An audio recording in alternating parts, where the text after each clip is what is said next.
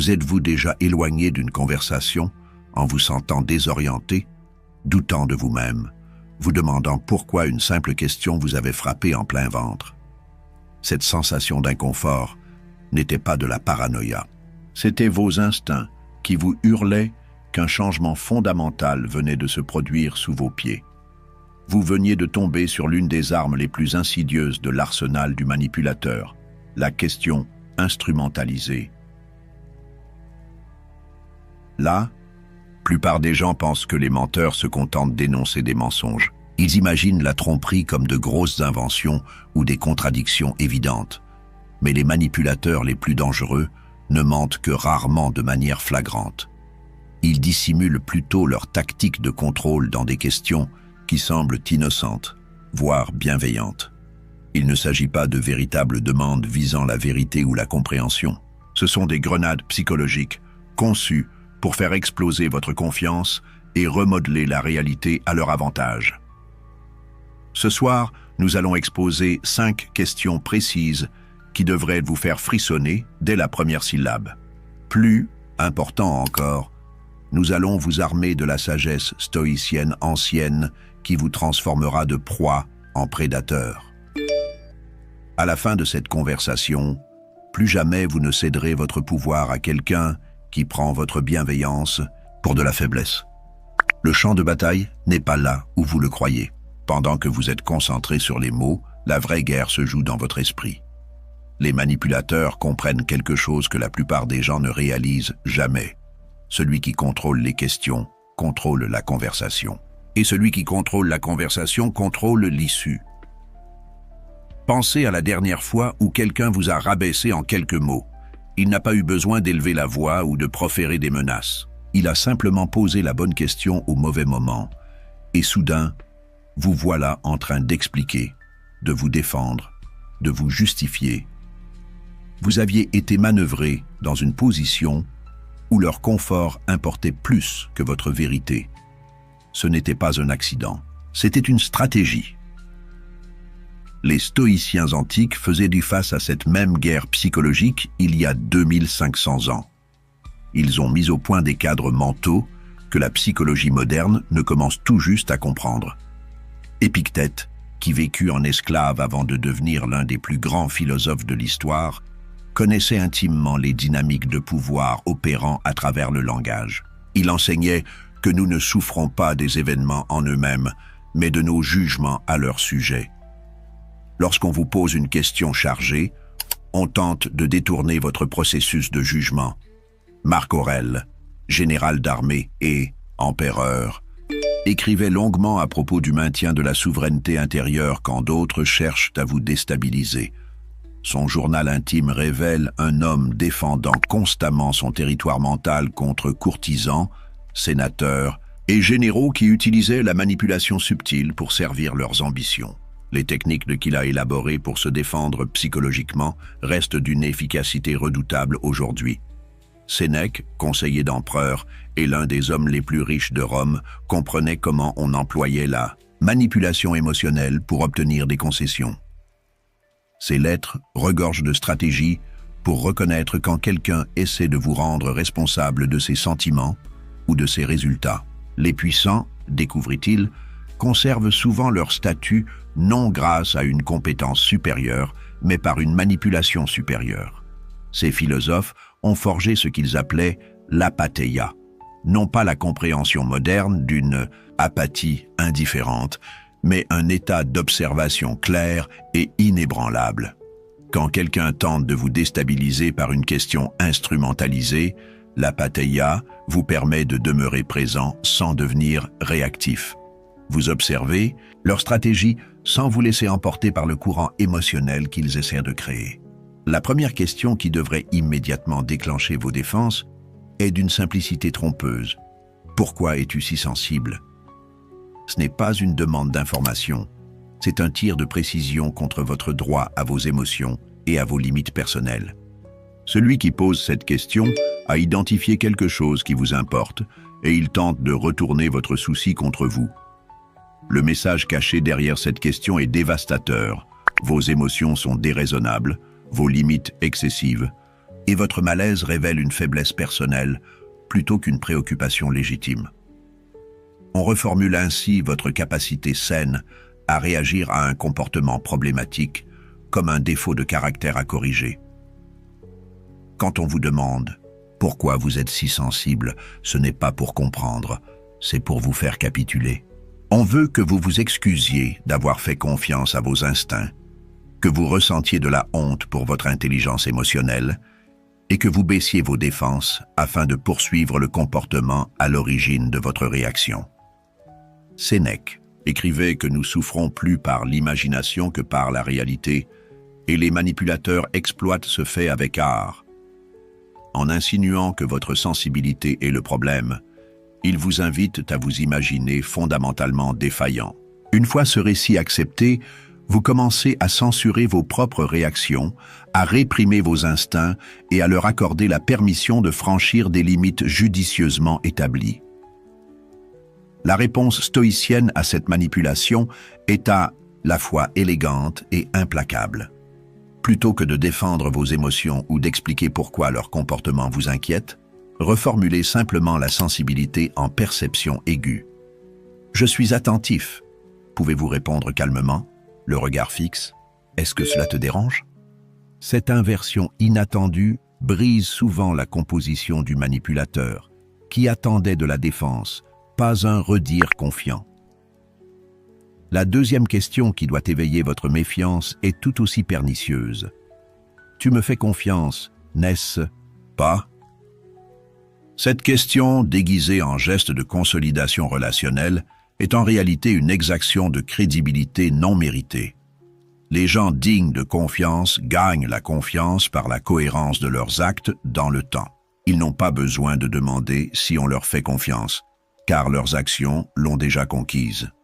Quand quelqu'un vous demande si vous lui faites confiance, c'est généralement qu'il prépare un acte qui érodera cette confiance, ou qu'il en a déjà commis un, et craint que vous ne le découvriez. La question instaure un faux dilemme. Soit vous lui faites entièrement confiance, soit vous êtes injustement suspicieux. On cherche à faire passer votre scepticisme sain pour un défaut personnel. La menace silencieuse est profonde. On suggère que l'hésitation équivaut à la désaffection, que les questions valent trahison et que la foi aveugle est la seule réponse acceptable.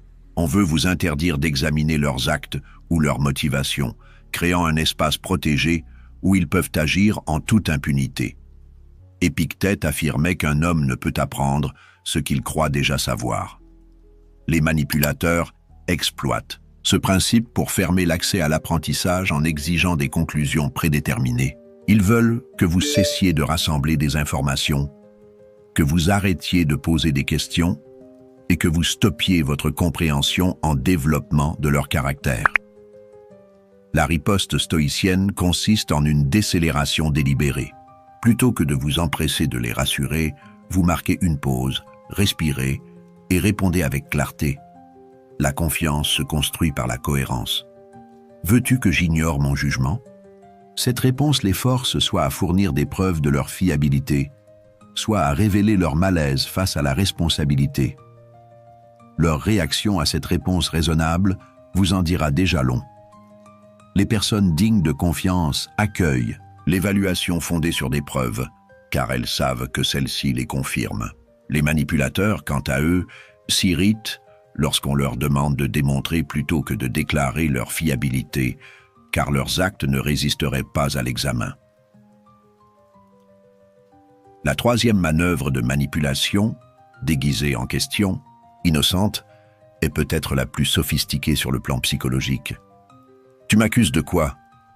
Cette question est une technique de diversion magistrale qui transforme leur comportement problématique en votre suspicion problématique.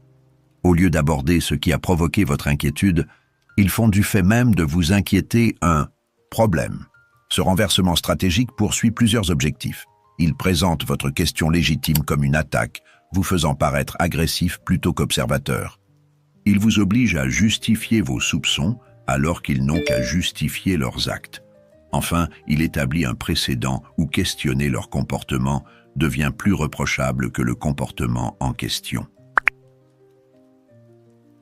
Le mécanisme psychologique derrière cette diversion est d'une simplicité brillante.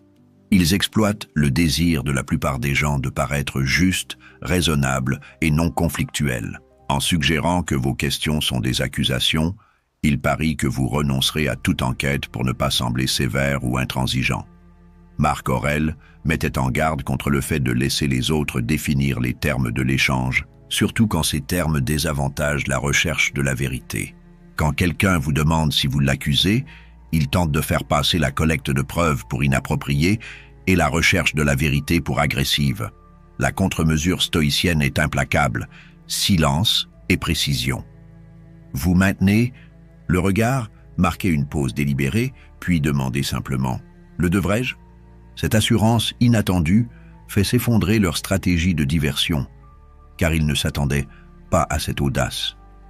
9 fois sur 10, cette réponse les fait bafouiller ou s'agiter, car ils prévoyaient une panique, pas une interrogation.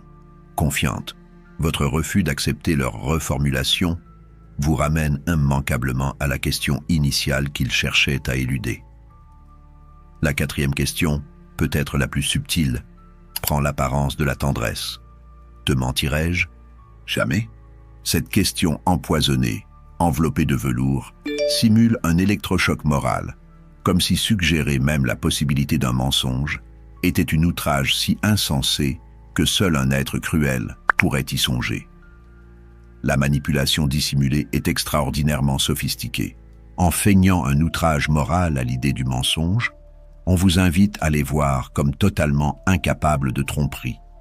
On ne vous fournit pas de preuves de leur honnêteté. On exige que vous prouviez leur vertu en déclarant leur innocence, sans enquête.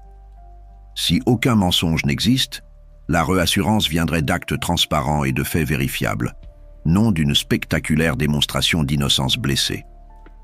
Quand quelqu'un vous demande si jamais il vous mentirait, c'est généralement qu'il l'a déjà fait et qu'il teste votre degré de suspicion. La question crée un faux cadre moral où douter d'eux devient la preuve de votre mauvais caractère plutôt que celle de leur comportement douteux.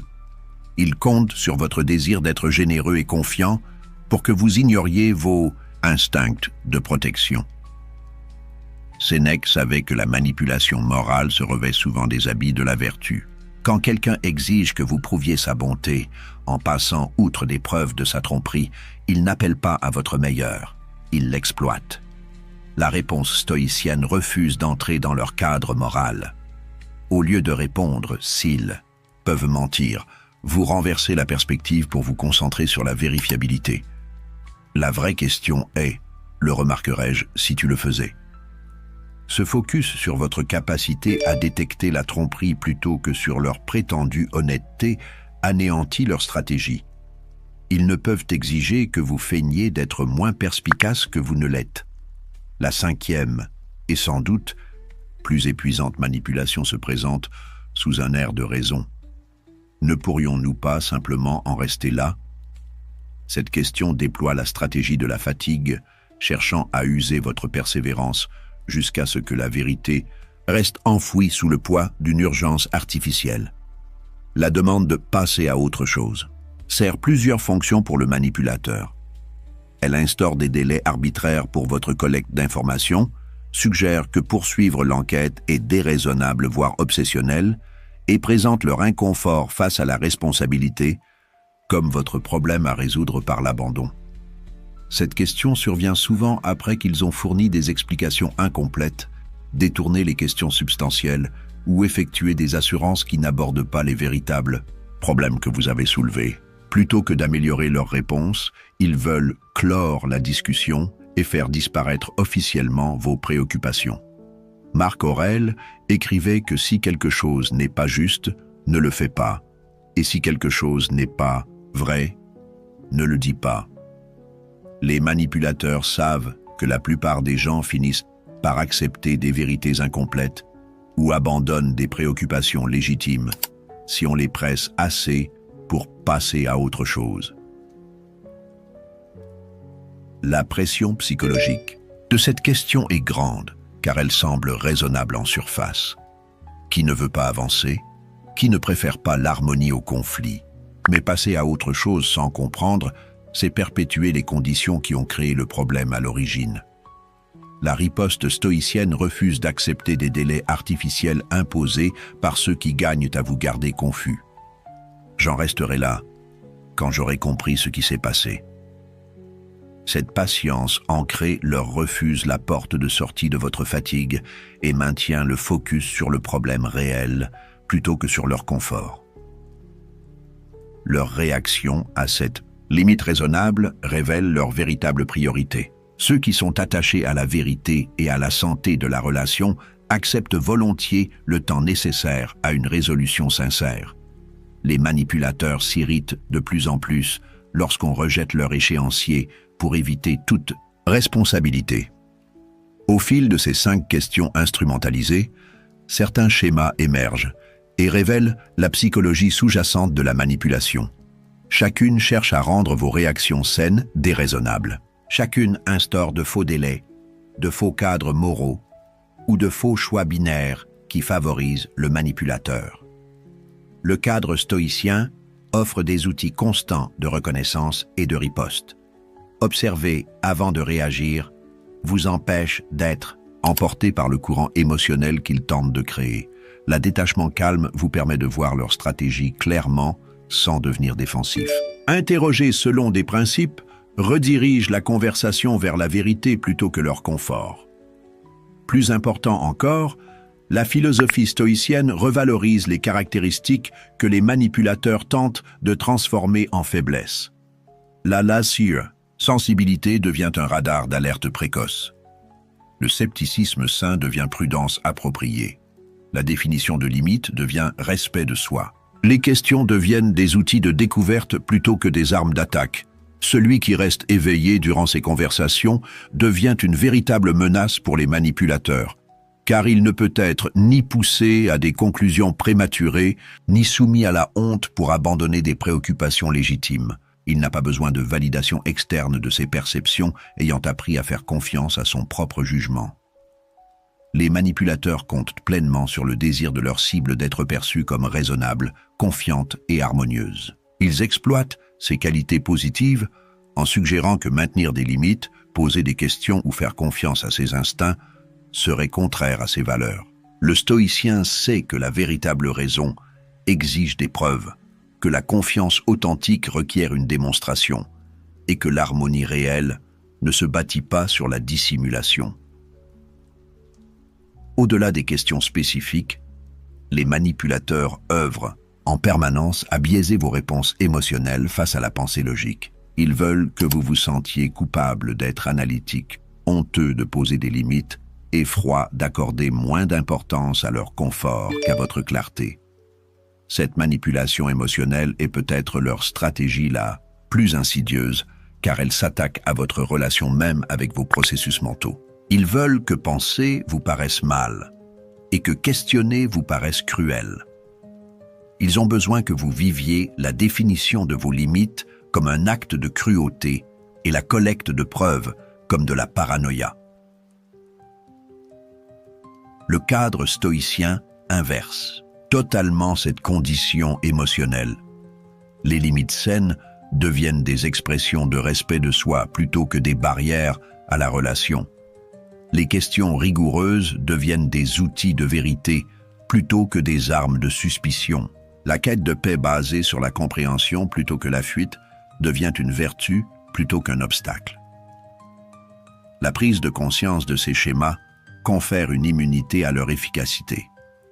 Lorsque vous constatez qu'une personne se sent mal à l'aise face à vos questions plutôt que désireuse d'apporter de la clarté, vous avez déjà recueilli un indice précieux. Quand elle se montre plus intéressée par l'arrêt de votre enquête que par la réponse à vos préoccupations, elle révèle ses priorités. La liste de contrôle intérieur devient simple mais puissante. Qui, dans cette conversation, cherche la vérité et qui cherche le contrôle? Qui se sent plus à l'aise lorsque l'information circule? Et qui s'agite? Qui accueille vos questions? Et qui tente de vous faire honte de les poser? Votre sensibilité à ces dynamiques n'est ni faiblesse ni paranoïa. C'est une forme sophistiquée de reconnaissance de schémas qui vous protège des personnes qui confondent votre bonté avec de la bêtise et votre confiance avec de la cécité. Celui qui reste calme tout en demeurant inflexible face à la manipulation psychologique atteint un véritable pouvoir. Le but n'est pas de devenir suspicieux envers tout le monde ou de présumer de mauvaises intentions à chaque interaction. Le but est de conserver votre capacité de penser claire lorsqu'on tente de la perturber. La plupart des gens agissent de bonne foi la plupart du temps. Mais lorsqu'on croise quelqu'un qui n'agit pas ainsi, votre habileté à reconnaître et à répondre à la manipulation peut vous épargner des années de confusion et de doute de soi. Exercez ces réponses jusqu'à ce qu'elles deviennent automatiques, comme un réflexe musculaire forgé par la répétition. Quand quelqu'un vous demande pourquoi vous êtes si sensible, votre réponse interne devrait être la reconnaissance, non la défense. Lorsqu'on exige votre confiance, sans preuve, vous devriez ressentir de la curiosité plutôt que de la culpabilité. Les anciens stoïciens comprenaient que la liberté commence dans l'esprit. Personne ne peut contrôler vos pensées sans votre coopération, et personne ne peut manipuler vos réactions sans votre participation. Quand vous refusez calmement et constamment d'accepter leurs cadres émotionnels, leurs définitions morales ou leurs délais arbitraires, vous sortez complètement de leur jeu. Le pouvoir du manipulateur dépend entièrement de votre coopération inconsciente. Il a besoin que vous acceptiez ses prémices, adoptiez ses états émotionnels et priorisiez son confort sur votre clarté. Lorsque vous retirez cette coopération, calmement et sans faille, toute sa stratégie s'effondre. Souvenez-vous de ces 5 questions. Pourquoi es-tu si sensible? Tu me fais confiance, n'est-ce pas? Tu m'accuses de quoi? Te mentirais-je jamais? Ne pourrions-nous pas simplement en rester là? Chacune est un appât déguisé en pain, conçu pour accrocher vos insécurités et vous éloigner de votre bon jugement. Armé de la clarté stoïcienne et de réponses entraînées, vous devenez le joueur plutôt que le pion.